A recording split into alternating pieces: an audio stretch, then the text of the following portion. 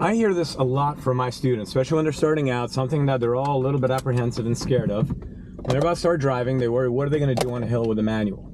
Because, you know, on a hill, implicitly, the manual would roll back when you release the brake.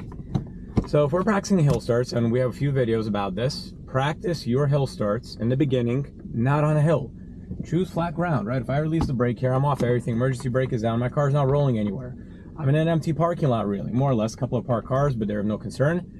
So if I'm going to practice my hill start, preparing myself for a legitimate hill, how would I do it on flat ground where I don't have that paranoia of rolling backwards into someone in active traffic? Hypothetically, I'd be holding a brake if I was in active traffic. So we'll start there. Afterwards, if I see that there's a light ahead of me, it's about to turn green, I'd go clutch, first gear. Afterwards, my hand has satisfied the shift. I go over to the emergency brake, pull up the emergency brake, lock pressed in. Now the emergency brake's holding my rear wheels, lock them up. I can release the foot brake and bring my right foot over to the gas. On my feet, I'm just going to do a regular touch-off. Steady gas, 2-second pause at the bite point, 1 second. And I want to drop the emergency brake right before I hit the bite point. Now, how do we know if it's not working? If you did a practice, right? Like, let's say I set it all up again. I'm emergency brake, up, foot off, foot brake, over the gas. If I bring in my gas, my emergency brake goes down, and I'm not moving in a second, like there, that would have been a bad hill start on a legitimate hill. On a legitimate hill, that more than the second time between when the handbrake went down and I started moving, I would have been rolling backwards.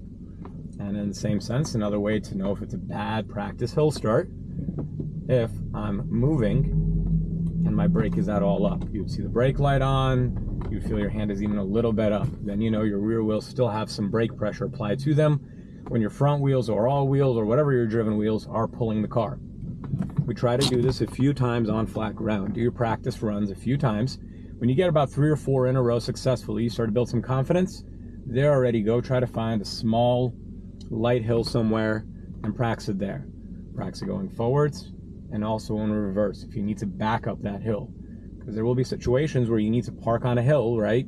You're downhill and you need to parallel park into the spot. Not trying to say this to scare you, but you know, they will come. So again, just get it out at your own convenience.